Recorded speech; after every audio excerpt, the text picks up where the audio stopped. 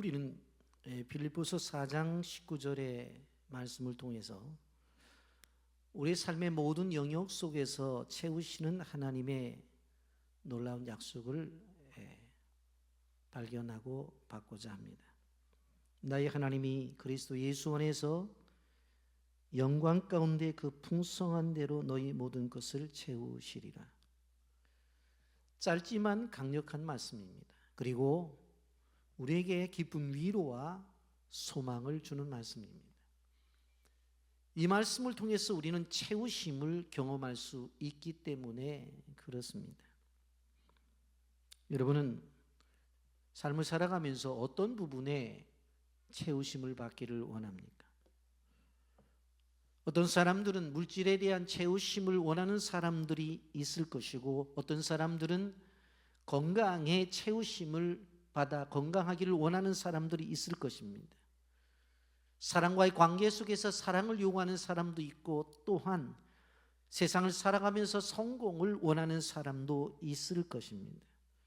무엇인가 사람들은 끊임없이 이루며 살아가고 있습니다. 그런데 이런 것들은 우리에게 주어졌다 할지라도 잠시 동안의 만족을 줄 뿐 근본적인 갈증은 해결해 주지 못한다고 하는 것입니다. 우리의 진정 필요를 채워줄 수 있는 분은 오직 한 분, 하나님 한 분뿐이라는 사실을 우리는 기억해야 되는 것입니다. 그분은 창조주이십니다. 그분은 우리의 필요를 다 아시고 그 필요를 채워주실 수 있는 분입니다.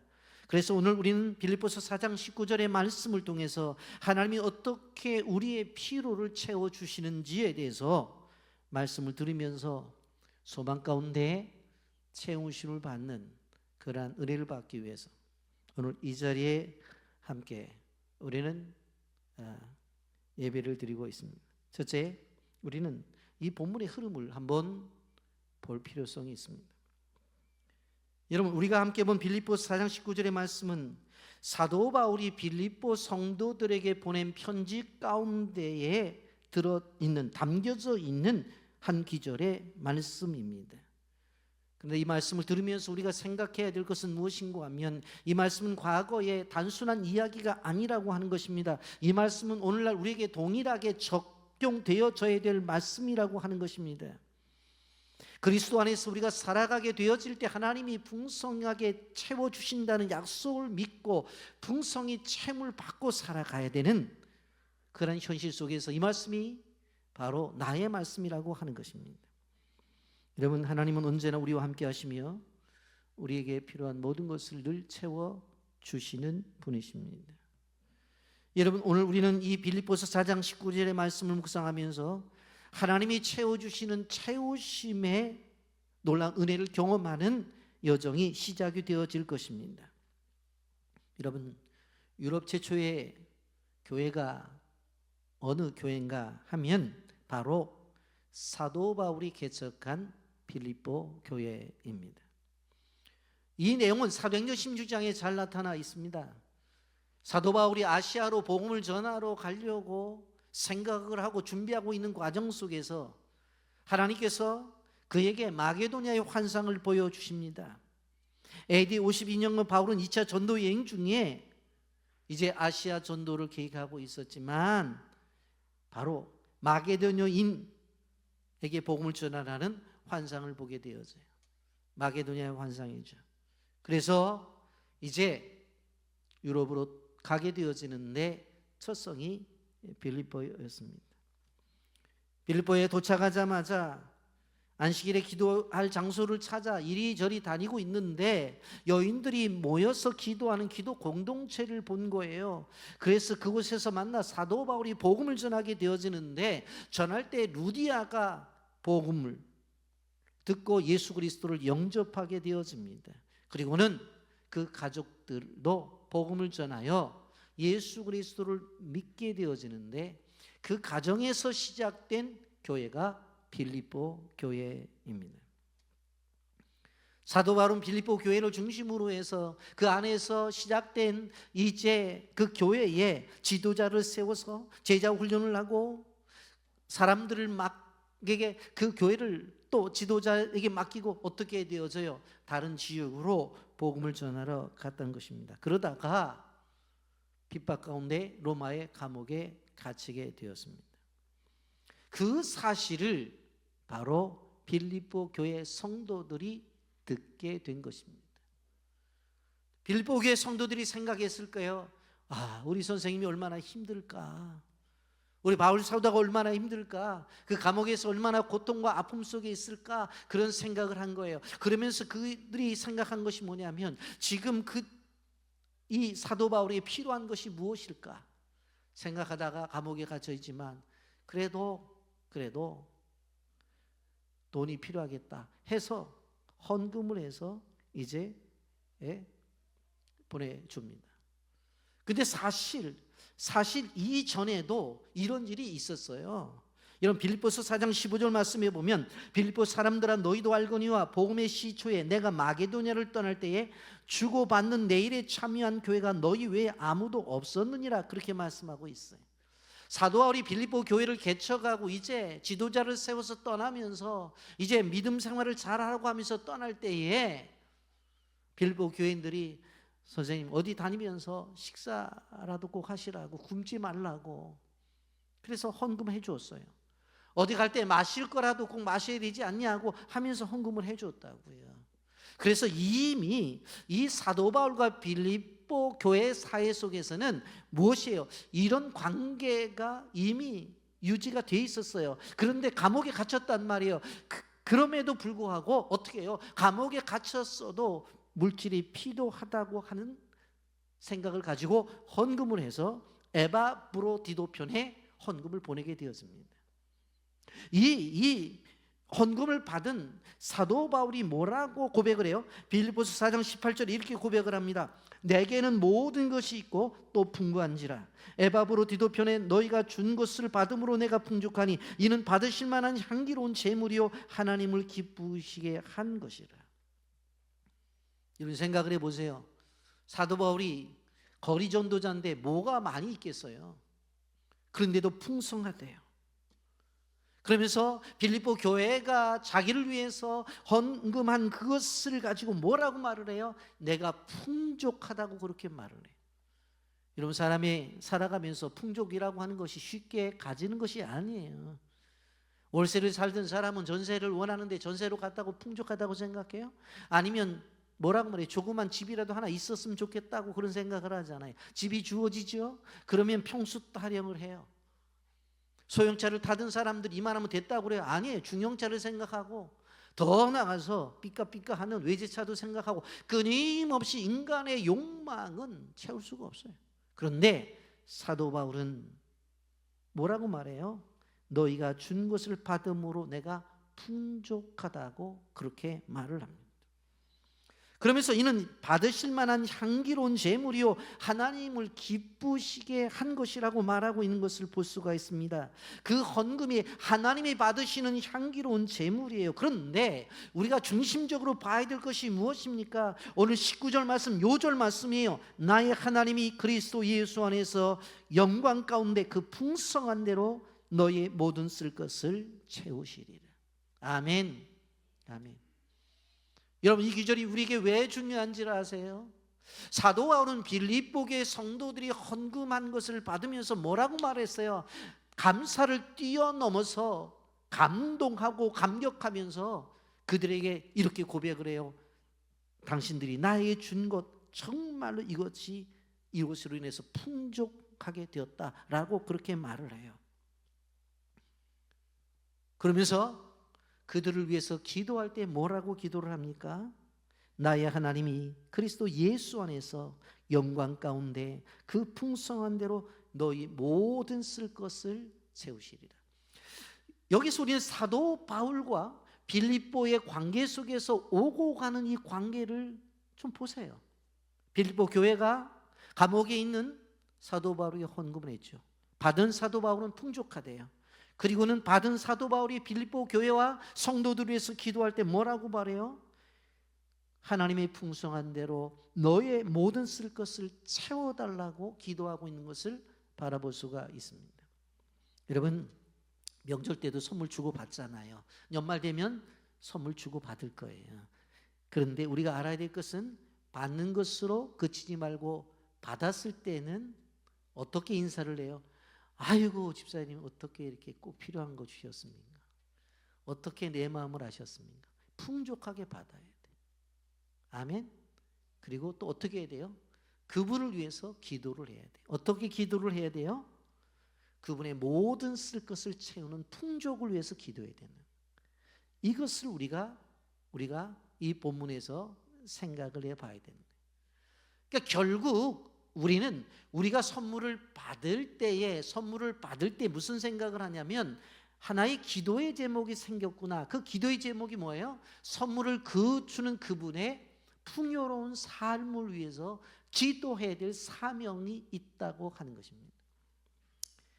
여러분, 우리는 늘 그런 생각을 가지고 믿음의 생활을 해야 됩니다. 내 주변에 있는 사람들은요, 나를 통해서 축복을 받을 그런 대상들로서 늘 생각해야 돼요. 그래서 우리는 늘 그들을 위해서 기도해야 된다는 거예요. 사도 바울과 이 빌립보 교회 관계가 그런 관계였어요. 예? 실질적으로 빌립보서 4장 19절의 말씀은 감사의 표현이면서도 빌립보 교인들에 대한 하나님의 축복을 확신하는 그런 말씀인 것을 볼 수가 있습니다. 하나님 채워 주시옵소서. 빌립보서 4장 19절 말씀, 나의 하나님이 그리스도 예수 안에서 영광 가운데 그 풍성한 대로 너희 모든 쓸 것을 채우시리라. 이 말씀 속에서 우리는 좀 자세히 보면서 말씀을 통해서 은혜를 나누고자 합니다. 첫째, 그리스도 예수 안에서라는 말씀입니다. 하나님이 공급해 주시는데 그 공급하시는 영역이 그리스도 안에서라고 분명히 말씀을 하고 있어요. 그리스도 안에서 모든 쓸 것을 채우시리라고 기도하고 있어요. 왜 그리스도 안에서라고 말할까요? 그리스도 안에서와 그리스도의 밖에서는 엄청난 차이가 있어요. 그리스도의 밖에서는 교만이 찾아가요. 내가 이 정도 되니까 이만큼 내가 받은 거지. 내가 이 수준 되니까 이만큼 사업을 한 거지. 그리스도 밖에서는 끊임없이 자신의 인간됨이 드러나요. 근데 그리스도 안에서 받게 되어지면 은혜가 시작되어지는 거예요. 나는 부족하고 연약한데 주님께서 허락하셔서 이렇게 주시는 거구나. 여러분, 그렇다고 한다면 우리는 무엇일까요? 믿음을 가진 사람들은 끊임없이 그리스도 안으로 들어가야 되고 그리스도 안에서 생각하고 그리스도 안에서 행동해야 된다는 거예요. 두 번째로 영광 가운데 그 풍성한 대로라고 그렇게 말씀합니다. 하나님이 공급해 주실 때에 여러분, 공급이 있는데 필요한 만큼이 아니라 넘쳐나는 공급을 이야기하고 있는 것입니다. 길에 가는데 어느 집사님이 집사님 오래간만에 만났네. 그런데 어떡하지? 내가 집사님 만나면 꼭 내가 옆에 맛집 칼국수집이 있는데 칼국수를 함께 대접하려고 했어. 근데 내가 시간이 너무 바빠서 함께 하지 못하니 어떡하네. 칼국수가 10,000원이거든. 그런데 내가 20,000원 줄 테니까 나랑 함께 먹은 것으로 해줘 하면서 실질적으로 10,000원이면 칼국수 한 그릇인데 어떻게 되어져요? 가서 10,000원만 줘도 감사하잖아요. 근데 자기가 자리를 못한다고 자기 칼국수까지 줘갖고 20,000원을 주면서 드시고 가세요. 꼭 드시고 가세요. 그리고 식사한 다음에 얼마나 맛있는지 나한테 전해달라는 거예요. 이것이 영광 가운데 그 풍성한 대로 필요한 공급만을 채우는 것이 아니라 그 이상의 것을 채워주시는 거예요. 여러분, 저는 교회 건축을 위해서 기도하면서 끊임없이 기도했던 것들이 무언가 하면 하나님, 우리 교회 건축을 완벽하게 끝나고 하나님이 우리에게 주신 놀라운 은혜 가운데서 너무 하나님 주셔서 넉넉해서 그것을 가지고 주변에 어려움당하는 교회들을 도와줄 수 있도록 인도해 주옵소서. 제 생각이 아니에요. 성경에 보면 솔로몬이 성전을 짓게 되어질 때에 너무나 많이 백성들이 가져와서 다 사용하고 남아가지고 성전 창고에다가 가득히 채워넣었다고요. 이게 하나님이 우리가 영광 가운데 풍성한 대로 주시는 은혜예요. 여러분들도 삶 속에 적용을 해보셔야 돼요. 가계부 적어보니까 요 정도는 있어야 되는데 그 정도만 줘도 하나님의 은혜죠. 그런데 하나님이 이 말씀 속에서 주시는 것은 뭐예요? 2배나 주신다, 3배나 주신다는 거예요. 이럴 때는 아멘 좀 해보세요. 예. 크게 아멘해도 되게 좋을 텐데. 예? 왜 이렇게 그냥 믿음이 없으세요? 3번째, 너희 모든 쓸 것을. 여기에 쓸 것이라고 번역된 헬라어 클레이아는 단순한 물질적인 것뿐만 아니라 하나님과의 관계 속에서 영적인 것, 우리가 그 영적인 관계 속에서도 쓸 것이 있어요. 2번째, 정서적인 관계도 있잖아요. 그래서 사람과의 관계 속에서 이 정서적인 채무를 받아야 돼요. 또 관계적인 것들도 있잖아요. 그래서 친구들도 있고 그러잖아요. 그리고 물질적인 것도 있잖아요. 이 모든 삶 속에 필요한 모든 것들이 우리에게 필요한데 이런 쓸 것을 채워 주신다고 하는 것입니다. 분명히 뭐라고 말씀해요? 채우시리라. 아멘. 아멘. 아멘입니까? 옆 사람과 인사하세요. 채우십니다. 다른 분을 향해서도 채우십니다. 여러분, 이런 말씀을 생각해 보면서 빌립보 교회가 아름다운 교회였던 것처럼 우리 빛의 교회도 좋은 강점이 있어요. 지금까지 하나님이 채워주셔서 가지고 있었는데 앞으로 더 채워야 될 것들이 도대체 무엇인가? 첫째, 우리 교회는 다음 세대와 미래 세대를 향한 비전을 가진 교회입니다. 그 실질적으로 교회 안에서 자라나는 세대에 대한 관심이 있어요. 그것은 단순한 것이 아니에요. 그것은 신앙의 전승이고 계승이기 때문에 그래요. 그래서 어린아이들의 영혼 구원과 함께 그들이 가지고 있는 믿음을 가지고 그들이 교회 안에서 지속적으로 다음 세대와 미래 세대를 향해서 나가게 하고 그들이 교회 안에서 자라나게 하는 것입니다. 2번째로 우리는 열방을 향한 뜨거운 열정을 갖고 있습니다. 열방 선교를 우리는 감당하고 있죠. 그래서 미전도 종족 선교를 지금까지 해왔어요. 그래서 그 결과 선교지의 영혼들을 추수했고 현지 사역자들을 세워 사역하는 놀라운 열매를 맺은 것을 볼 수가 있습니다. 사도행전 1장 8절에 보면 오직 성령이 너희에게 임하시면 너희가 권능을 받고 예루살렘과 온 유대와 사마리아와 땅끝까지 이르러 내 증인이 되리라고 말씀하고 있습니다. 여러분, 이 말씀에 순종해서 우리는 땅끝이라고 하는 미전도 종족에게 복음을 전하고 그들을 향해서 나아가고 있어요. 빌란과 바두이, 순다, 끄롱, 브라우 종족, 앞으로 더 많은 종족들을 입양해서 사역을 해야 될 것입니다. 3번째로 또한 우리 교회의 강점은 새벽기도의 불꽃이 떠오르는 교회라고 하는 것이에요. 57차에 이르기까지 특별히 새벽기도의 전통을 아름답게 이어왔어요. 어떤 어려움 속에서도 기도를 포기하지 않았어요. 새벽기도를 영혼의 호흡이라고 생각하고 시작을 했어요. 새벽기도가 하나님의 능력을 체험하는 그러한 기도의 장소라고 시간이라고 생각하고 순종하며 왔다고요. 또 한 가지 우리 교회의 강점은 인내하는 저력을 가진 교회라고 하는 것입니다. 코로나를 지났죠. 재정적인 어려움이 있었어요. 그럼에도 불구하고 열방을 향한 선교와 교회 건축을 끊임없이 행해왔던 것을 바라볼 수가 있습니다. 이유는 바로 인내는 연단을 낳고 연단은 소망을 낳기 때문에 그렇습니다. 로마서 5장 3절 4절에 보면 다만 이뿐 아니라 우리가 환난 중에도 즐거워하나니 이는 환난은 인내를, 인내는 연단을, 연단은 소망을 이루는 줄 알미로다. 또 한 가지 우리 교회는 강점이 퀴티를 통한 말씀의 생활화를 추구해온 교회라는 사실입니다. 퀴티를 통해서 말씀의 생활화에 힘쓰고 있습니다. 그래서 퀴티를 하라고 그렇게 강조를 하죠. 내년에 좀 더 집중하기 위해서 제가 이사 가면서부터 시작해야 할 것은, 오늘도 우리는 이제 특별한 주제를 갖고 설교를 합니다만은 이미 누가복음의 말씀을 가지고 계속 진행을 했잖아요. 그러다 보니까 이게 투트랙으로 가게 되어져요.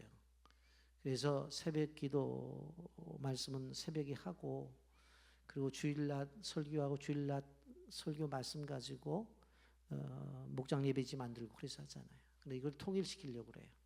그래서 새벽 기도하는 이 본문을 가지고 예습 설교를 하든 복습 설교를 하든 하려고 생각을 해요. 그러니까 한 주간의 내용을 미리 얘기하든지, 아니면 한 주간 동안 새벽 기도 때 말씀을 들은 것을 가지고 제가 복습 설교를 하든지, 그리고 그 본문을 가지고 어떻게 합니까? 목장 예배지를 만들려고 그래요.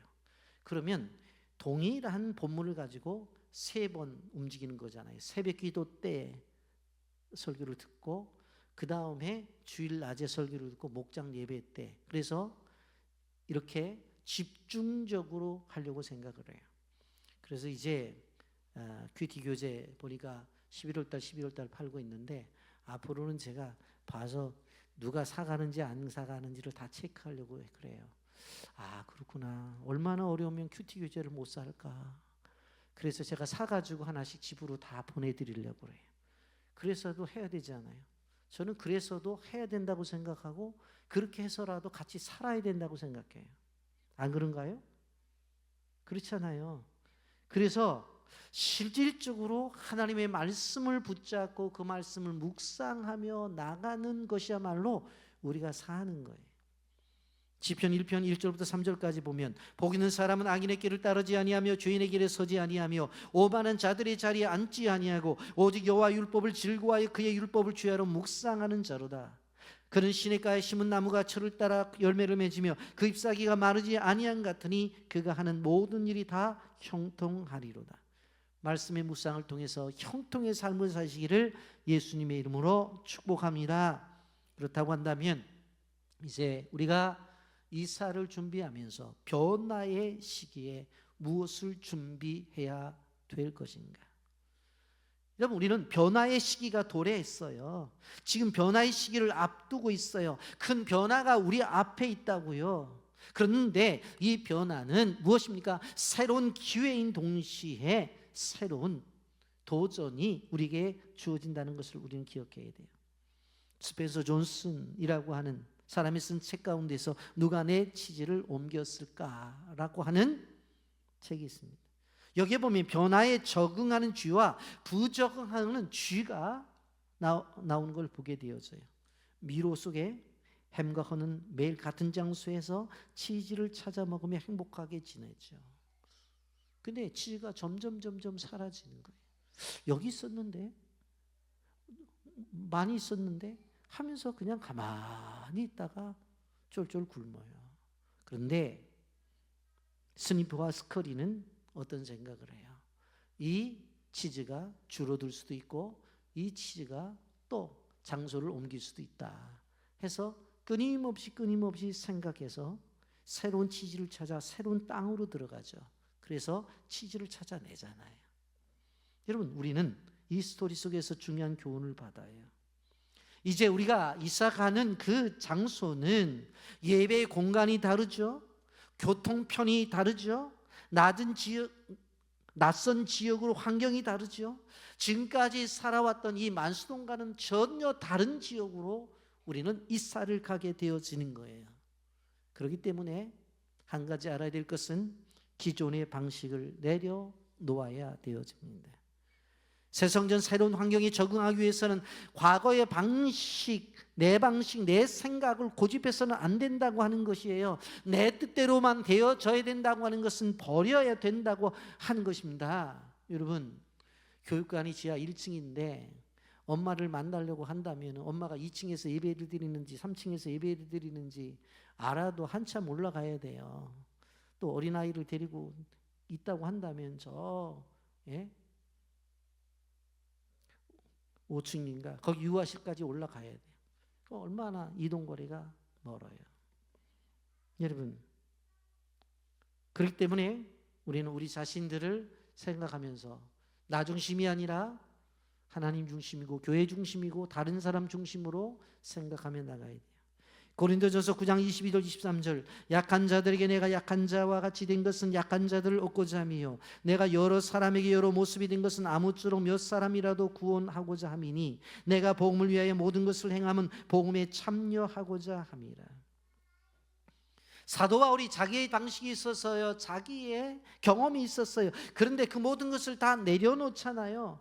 복음을 위해서라면 변화에 적응을 하고 유연성을 가져야 된다고 하는 것을 우리는 기억해야 되는 것입니다.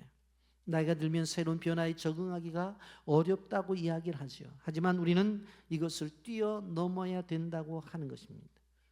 항상 우리 위에 성도들 마음이 젊어야 돼요. 젊은 성도들이 되어져야 돼요. 변화를 거부하지 말고 변화 속에 들어가 성장과 성숙을 이루어야 된다는 거예요.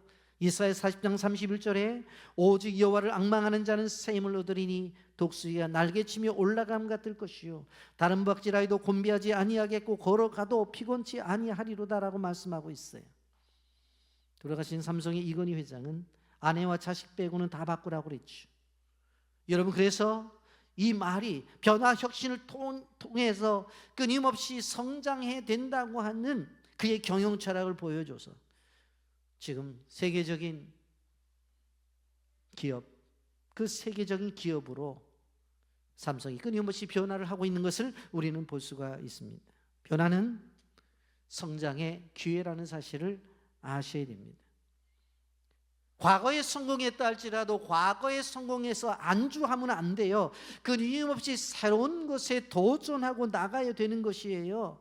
여러분, 새로운 교회 이전은 바로 이러한 기회를 우리에게 주는 것이라고 하는 것을 우리는 기억해야 돼요. 과거의 낡은 틀을 벗어버리고 새로운 믿음과 새로운 비전을 향해서 나가야 된다고 하는 것입니다. 고린도후서 5장 17절은 이전 것은 지나갔으니 보라 새 것이 되었도다라고 말씀하고 있습니다. 그러기 위해선 크게 두 가지의 준비가 필요합니다. 첫째, 마음의 준비가 필요하고 또 하나는 기도의 준비가 필요합니다. 빌립보서 2장 5절 너희 안에 이 마음을 품으라 고 그리스도 예수의 마음이니라고 말씀하고 있어요. 아버지 하나님께서 주시는 마음을 가져야 된다고 하는 것입니다. 여러분, 새로운 교회 이전은 큰 기쁨과 축복이기도 하지만 동시에 불편함도 있을 것입니다. 그것을 감내할 준비가 있어야 돼요.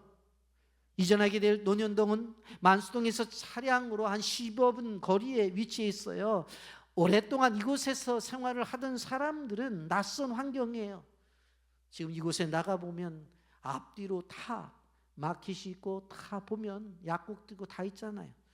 죄송해요. 거기 가면 없어요. 그런 거는 불편할 수 있다고요. 그러나 우리는 하나님의 뜻은 편안함과 안락함에 머무는 것이 아니라 새로운 땅에서 더 큰 비전을 실천하는 그러한 영혼으로 아버지 하나님께서 주신 그 영혼들을 데리고 가야 된다고 하는 것입니다. 무엇보다도 중요한 것은 새 성전으로 이전한 후 하나님께서 보내주실 새 가족들에게 따뜻하게 맞이하는 것이 중요해요. 새 성전은 크고 아름답지만 그 공간이 진정으로 빛나는 것은 건물이 아름다운 것이 아니라 그 안에서 생활하고 있는 우리 빛의 교회 성도들의 공동체의 따뜻함 때문에 아름다워져야 되는 것이지 건물만 아름답다고 되는 것이 아니에요. 로마서 15장 7절은 이렇게 말합니다. 그러므로 그리스도께서 우리를 받아 하나님께 영광을 돌리신 것 같이 너희도 서로 받으라. 따라서 하십시오. 너희도 서로 받으라. 너희도 서로 받으라. 여러분, 우리 죄인을 그리스도께서 하나님께로부터 받았잖아요. 우리가 얼마나 엉망진창이에요. 그런데도 불구하고 그리스도께서 하나님께로부터 우리를 받아서 자기 자녀 삼으셨잖아요. 마찬가지로 우리도 다 받자는 이야기예요. 새 신자들에게 오래 믿었다고 기득권을 주장해서는 안 돼. 오래 믿었다고 해서 텃세를 부리는 일들도 있어서는 안 돼요. 우리 모두가 다 하나님의 자녀고, 그리고 새 성전은 바로 모든 사람들에게 열려져 있는 공간이 되어져야 되는 거예요. 여러분, 사랑이 넘치는 공동체를 만들어 가야 된다는 사실을 기억하시기를 바랍니다. 또 한 가지 중요한 것은 이러한 준비를 하는 가운데 빼서는 안 될 중요한 준비는 무엇입니까? 기도의 준비입니다. 이번 특별 40일 새벽 기도회를 준비한 여러 가지 이유 가운데 중요한 한 가지가 무엇입니까? 교회 이전을 위한 준비였잖아. 입당을 위한 준비였잖아요. 그런데 이것을 우리가 하기 위해서 실질적으로 끊임없이 기도해 오는 것이 무엇입니까? 하나님이 공급해 주시면 채우심을 받아야 돼요. 역대상 29장 14절 말씀에 나와 내 백성이 무엇이기에 이처럼 즐거이 드리는 힘이 있었나이까? 모든 것이 주께로 말미암았사오니 우리가 주의 손에서 받은 것으로 주께 드렸을 뿐이니이다. 여러분, 하나님께서 우리에게 주신 것들을 하나님 앞에 드려서 바로 그 빈 공간을 채우는 은혜가 있어야 된다고 하는 것입니다. 여러분, 갈라디아서 2장 2절은 이렇게 말합니다. 너희가 짐을 서로 지라 그리하여 그리스도의 법을 성취하라. 그리스도의 법을 성취하라. 그리스도의 법이 뭐예요? 짐을 서로 지라고 하는 것입니다. 준비된 좋은 땅에 성도들을 많이 보내달라고, 잃어버린 영혼들을 향한 뜨거운 마음을 가지고 품도록 기도해야 됩니다. 마태복음 9장 37절 38절 말씀입니다. 이에 제자들에게 이르시되 추수할 것은 많되 일꾼이 적으니 그러므로 추수하는 주인에게 청하여 추수할 일꾼들을 보내주소서 하라 하시니라. 우리가 그 안에 많은 사람들을 채워 넣어야 돼요. 그런데 주의해야 될 것이 무엇입니까? 이단이나 사이비에 속한 자들이 들어오지 못하도록 방패 기도를 해야 됩니다. 새로운 교회가 시작되어지면 새로운 사람이라고 등록을 하면서 오는데 나중에 보면 새천지 신천지부터 시작해서 많은 사람들이 올 수 있어요. 온다는 얘기가 아니라 그걸 방패 기도를 해야 돼. 겉으로 보면 우리가 어떻게 알아요? 어떻게 알아요? 여러분, 그래서 끊임없이 기도해야 돼요.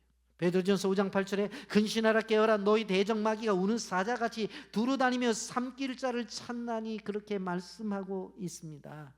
여러분, 그 건물 그 땅이 너무 좋아서 이단에서도 얼마나 그 땅을 살려고 노력했는지 몰라요. 우리가 짓다가 중단을 하니까 팔려고 저한테도 개인적으로 와서 얼마나 이야기한지 몰라요. 근데 하나님이 감사하게 나중에 보니까 드러나게 하시더라고요. 마지막으로 채우심에 대한 말씀입니다. 오늘 요절 빌립보서 4장 19절 말씀. 나의 하나님이 그리스도 예수 안에서 영광 가운데 그 풍성한 대로 너희 모든 쓸 것을 채우시리라. 분명히 하나님이 채우신다고 약속을 하셨습니다. 이것은 단순한 위로가 아니라 하나님이 우리 교회의 필요를 채워주시고 우리 가정의 필요를 채워주신다고 하는 것입니다. 여러분, 새 성전은 단순히 예배를 드리는 공간을 뛰어넘어 우리 공동체의 꿈과 비전이 담긴 새로운 보금자리라는 것을 우리는 기억해야 돼요. 채우심이 있어서 첫째로 재정적 필요를 하나님의 풍성한 채우심을 받아야 된다고 하는 것입니다. 여러분, 그 안에 들어갈 모든 가구들, 송구들을 보게 되어지면 막대한 재정이 필요합니다. 우리의 힘으로 감당하기 힘들 것이라는 생각도 됩니다. 그래서 낙심할 때가 있습니다. 여러분, 채우시리라고 하는 헬라 원어예요. 플레로는 단순한 부족한 부분을 채워 넘어 풍성하도록 채워주신다는 이야기가 있습니다. 강물이 댐을 가득 채워 넘치듯이 우리의 필요를 상상 이상으로 넉넉히 채워주신다는 말씀을 아멘으로 받으시기를 예수님의 이름으로 축복합니다. 그리고 더 나가서 새 성전은 영혼으로 가득 채워져야 됩니다. 왜요? 여기보다 공간이 넓고 그렇기 때문에 실질적으로 더 빌 수가 있어요. 그렇기 때문에 하나님께서 새로운 영혼들을 채워 주셔야지만 되는 그런 은혜를 받아야 된다고 하는 것을 기억해야 됩니다. 두 번째로 헌신과 동참, 이것이 채우심의 통로라고 하는 것입니다. 어떻게 채워요? 우리의 헌신을 통해서. 어떻게 채워요? 필요한 일들에 우리가 동참을 통해서. 여러분, 하나님께서 분명히 약속하신 것은 우리 교회도 채워주시고 여러분들이 헌신하게 될 때에 여러분의 삶도 채워주신다는 사실을 기억하시기를 바랍니다. 우리의 필요를 아시고 가장 필요한 것으로 채워주시는 그 하나님입니다. 말씀을 정리합니다. 오늘 채우심이라는 제목으로 말씀을 나누었습니다. 나의 하나님이 그리스도 예수 안에서 영광 가운데 그 풍성한 대로 너희 모든 쓸 것을 채우시리라. 채우시리라. 하나님께서는 우리를 결코 실망시키지 않으시는 분이십니다. 그분은 신실하시고 우리의 모든 필요를 채워주시는 분입니다. 그 약속을 믿고 우리가 나가야 되는 거예요. 우리 다 같이 오늘 빌립보서 4장 19절 말씀을 다 같이 함께 읽도록 하겠습니다. 나의 하나님이 그리스도 예수 안에서 영광 가운데 그 풍성한 대로 나의 모든 것을 채우시리라. 아멘입니다. 여러분, 성전 이전, 교회 이전의 큰 변화를 통해서 채우심의 은혜를 경험하는 놀라운 축복이 우리 모두에게 있기를 예수님의 이름으로 축복합니다. 아멘.